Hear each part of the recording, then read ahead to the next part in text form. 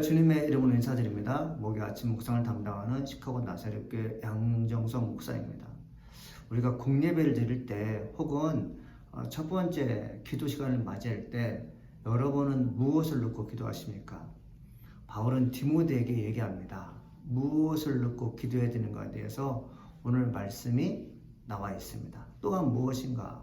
성도가 기도 외에 성도의 생활 태도, 교회에서 어떤 본을 보며 살아야 될 것인가에 대해서 또 한번 나오고 있습니다. 오늘 말씀을 통해서 우리에게 주신 말씀이 무엇인지 한번 함께 읽어보겠습니다. 제2장. 그러므로 내가 첫째로 권하노니 모든 사람을 위하여 간구와 기도와 도고와 감사를 하되 임금들과 높은 지위에 있는 모든 사람을 위하여 하라. 이는 우리가 모든 경건과 단정함으로 고요하고 평안한 생활을 하려 함이라. 이것이 우리 구주 하나님 앞에 선하고 받으실 만한 것이니 하나님은 모든 사람이 구원을 받으며 진리를 아는 데 이르기를 원하시느니라. 하나님은 한 분이시요 또 하나님과 사람 사이의 중보자도 한 분이시니 곧 사람이신 그리스도 예수라. 그가 모든 사람을 위하여 자기를 대속물로 주셨으니 기약이 이르러 주신 증거니라. 이를 위하여 내가 전파하는 자와 사도로 세움을 입은 것은 참말이요 거짓말이 아니니 믿음과 진리 안에서 내가 이방인의 스승이 되었노라. 그러므로 각처에서 남자들이 분노와 다툼이 없이 거룩한 손을 들어 기도하기를 원하노라. 또 이와 같이 여자들도 단정하게 옷을 입으며 소박함과 정절로서 자기를 단장하고 따은 머리와 금이나 진주나 값진 옷으로 하지 말고 오직 선행으로 하기를 원하노라. 이것이 하나님을 경외한다 하는 자들에게 마땅한 것이니라. 여자는 일체 순종함으로 조용히 배우라. 여자가 가르치는 것과 남자를 주관하는 것을 허락하지 아니하노니 오직 조용할지니라. 이는 아담이 먼저 지음을 받고 하와가 그 후며 아담이 속은 것이 아니고 여자가 속아 죄에 빠졌음이라. 그러나 여자들이 만일 정숙함으로써 믿음과 사랑과 거룩함에 거하면 그의 해산함으로 구원을 얻으리라.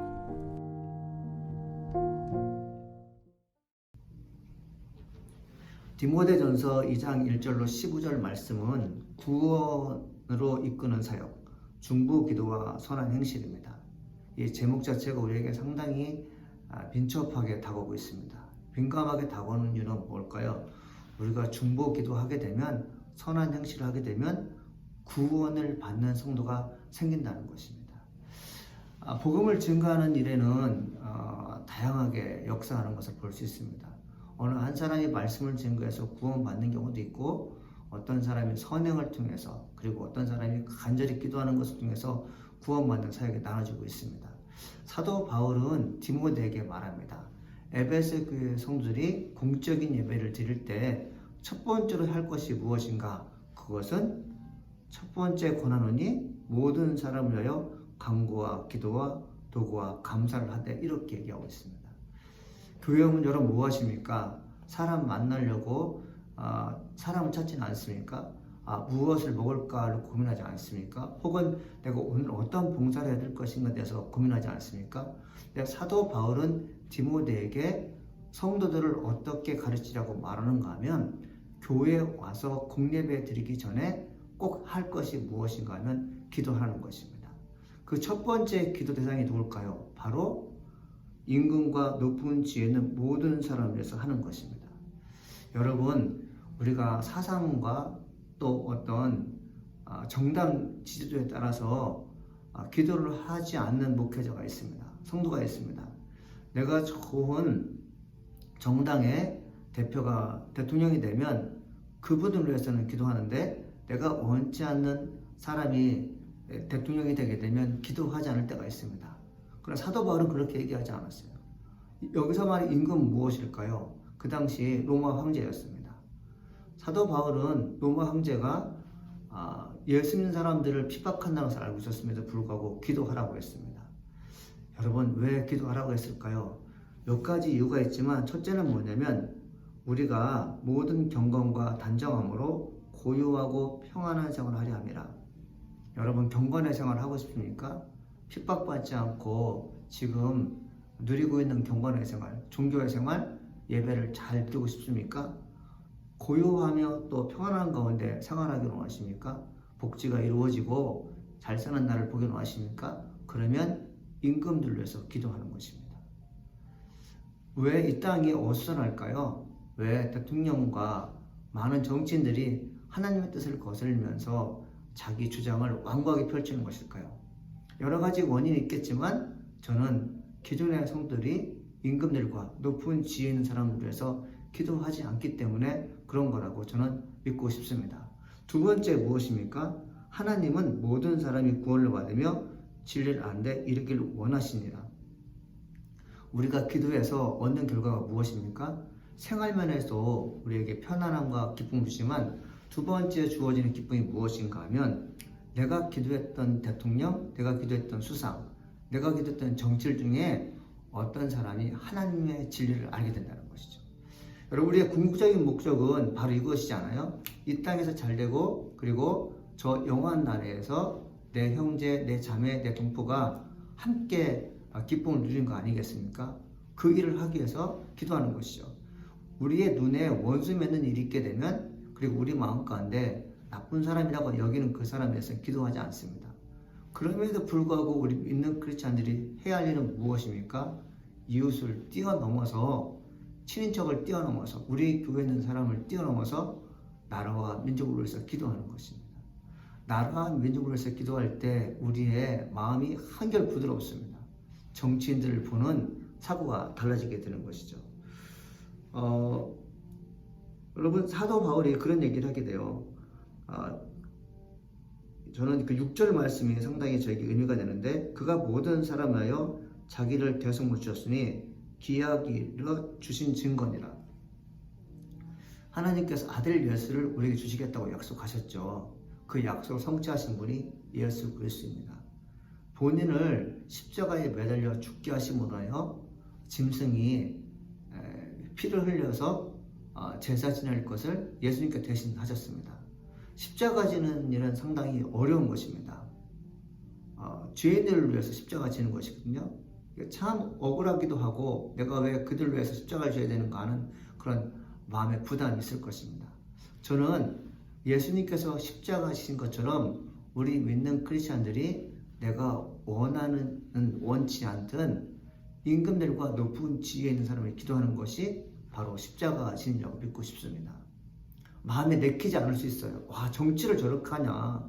어떻게 내가 원하는 방향으로 가지 않고 하나님의 뜻을 거슬려 저렇게까지 망가지면서 나라를 통치할까. 이런 비운, 이런 비통함이 있을 거예요. 그런데 그들을 위해서 기도하는 것이 예수님께서 나와 같은 지혜인을 위해서 기도했던 것처럼 기도하는 것이 바로 십자가 지는 것입니다. 이 말씀을 우리가 깊이 묵상해야 되겠습니다. 그러면서 교회 내에서 성도들이 어떻게 생활해야 되는지 나와 있어요. 9절이죠. 또 이와 같이 여자들도 단정하게 옷을 입으며 소박함과 정절로서 자기를 단정하고 따은 머리와 금이나 진주나 값지는 옷을 입지 말고 단정하게 옷을 입어라. 소박하게 옷을 입어라. 여러분 하나님 믿는 성도들이 마음에 갖고 있는 생각들을 외적으로 표현하는 것 중에 하나가 무엇입니까? 물론 입 밖으로 말하는 말도 표현되겠지만 내가 입는 옷입니다. 너무 화려한 옷을 입고 비오는 것 하나님께서 원치 않았겠죠.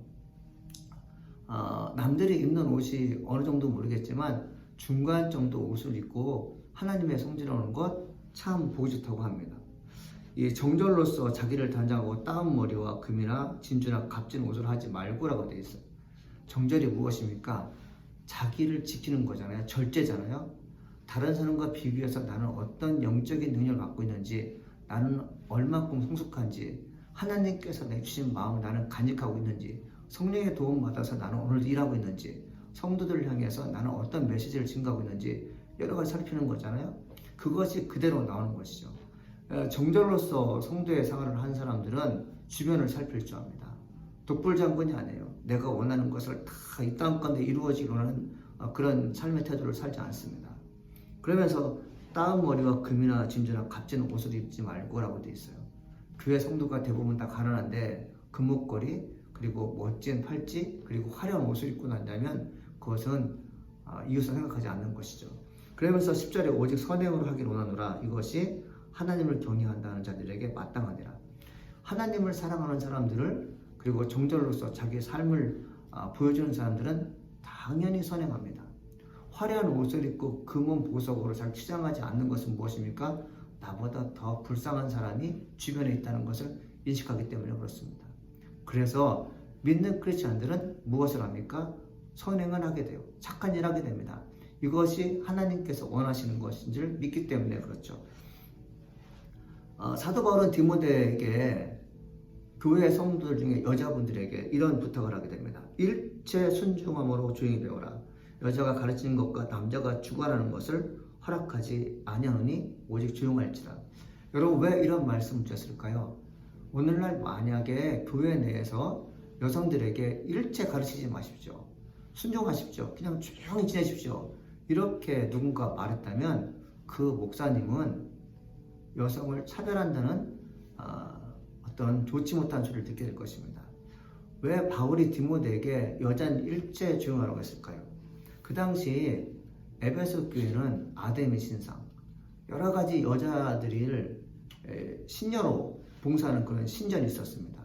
그 신전에서 봉사했던 무녀들, 그 신전에서 봉사했던 시녀들, 그리고 창녀들이 교회에 들어왔어요. 교회에 들어오게 되면 그들이 웬만큼 성화의 가정을 밟지 않으면 옛것이 그대로 드러나게 됩니다. 그들이 찾아와서는 결혼에 대한 이상한 얘기, 그리고 살아가는 일에 대해서 하나님과 다른 교리, 디모데가 목회했던 에베소 교회는 거짓 교사들이 많았는데 그 거짓 교사들의 병을 받아서 성전해왔던 여자가 있었겠죠. 바울은 그래서 그 여인들을 조심하라고 말한 것입니다. 그 여인들에게는 일체 가르치지 말라고 했던 것이죠. 여러분, 우리 과거의 습관이 교회 내에서 드러날 때가 있습니다. 마땅히 해야 할 말은 하지 않고 거짓과 악담으로 사람들 사이를 아주 이간질시키는 경우가 있습니다. 좋지 않은 것이에요. 그러나 자연스럽게 나올 때가 있어요. 무의식적으로 나올 때가 있습니다.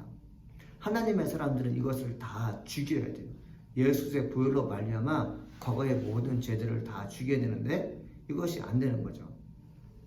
우리가 간혹 하나님의 능력을 지나치게 의존하는 결과 수긍적인 그 삶의 태도를 가질 때가 있습니다. 적극적으로 내 의지를 발동해서 이 일은 하지 않겠다 하지 않고 그저 기도만 하고 가만히 있는 사람이 있어요. 그런데 우리가 어떤 일이 하게 되면 15절에 보면 이렇게 써 있어요. 그러나 여자들이 만일 정숙함으로써 믿음과 사랑과 거룩함에 거하면 그 해산함으로 구원을 얻으리라. 여러분, 뱃속에 있는 아이는 엄마가 힘을 줘야지 나오게 됩니다. 해산하는 고통이 주어지만이 산모도 살고 아이도 살게 되는 거죠. 내가 만약에 내 안에 있는 악행과 거짓과 온갖 더러움을 있는 그대로 내버려두면 어떤 일이 벌어지겠습니까? 그 죄와 함께 나는 죽게 되는 것입니다.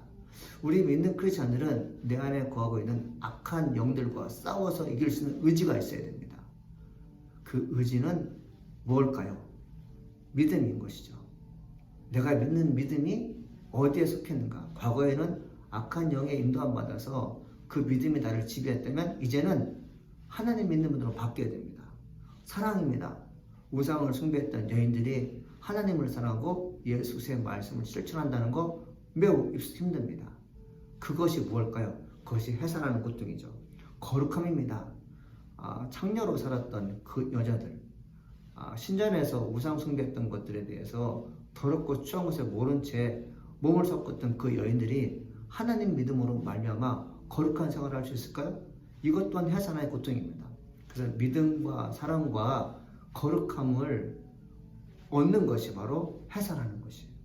그 해산하는 것 통해서 온전한 믿음을 갖게 되고 그 해산함을 통해서 하나님의 사랑을 알게 되고 이웃을 사랑하게 되고 그 해산함을 통해서 거룩한 백성을 살게 되는 것입니다. 하나님의 사람들이 기도합니다. 하나님의 사람들이 삶으로 내가 어떤 사람이 보여지게 됩니다. 교회는 기도하는 사람, 그리고 교회는 행함으로 자기가 어떤 사람인지 보여주는 것이죠. 믿음이 있노라 하면서 행함이 없는 믿음은 죽은 믿음이라고 야고보 사도는 말씀하고 있는 것처럼 에베소 교회가 당면하고 있는 지금의 문제는 무엇입니까? 임금들과 높은 지위자를 위해서 기도하지 않았어요. 그들에서 원망하고 불평했던 거죠. 그 결과로 혹독한 아픔이 있었던 것을 우리는 좀 추측할 수 있습니다. 교회 내 성도가 어떤 삶을 살아가고 있었습니까? 자기 나름대로 생활을 하는 거죠. 옛 것을 그대로 가져와서 하나님의 성령에서 과시하게 되는 거죠.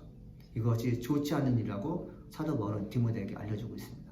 사랑하는 아침 묵상 성도 여러분, 오늘 말씀을 듣는 여러분들 하나님께 기도하기를 간절히 소망합니다. 무엇을 기도합니까? 나라와 민족을 위해서 기도하는 것입니다. 정치인들을 위해서 기도합니다. 특별히 대통령을 위해서 기도하는 것이죠. 종교 지도자를 위해서 기도해야 됩니다. 교회에 가서 여러분의 행실이 과연 하나님 보시기에 떳떳하고 아름다운지 여러분 보여줄 수 있어야 됩니다. 여러분이 만약에 정절로서 하나님 일을 도모하는 사람이라면 주변에 불쌍하고 나약한 사람들이 눈에 보일 것입니다. 저는 아침 묵상을 함께하는 모든 분들이 하나님의 영광을 위해서 구원의 감격을 위해서 기도할 것이며 여러분의 선행으로 타인의 구원받는 역사에 동참하기를 간절히 소망해 봅니다. 기도하시겠습니다. 은혜가 풍성하신 하나님 아버지 감사합니다. 오늘도 우리에게 말씀하여 주시니 감사드립니다. 믿는 자들이 기도하게 하여 주옵소서. 원수 같은 사람들을 위해서 기도하게 하시고 내가 원치 않든 대통령과 정치인을 위해서 간절히 기도하는 그런 성품 갖게 도와주옵소서. 내 모습이 타인에게 기감이 되게 하시고 내 모습 때문에 내 행실 때문에 구원의 감격을 얻는 존귀한 시간 되게 도와주옵소서. 하나님 감사합니다. 예수님의 이름으로 기도합니다. 아멘.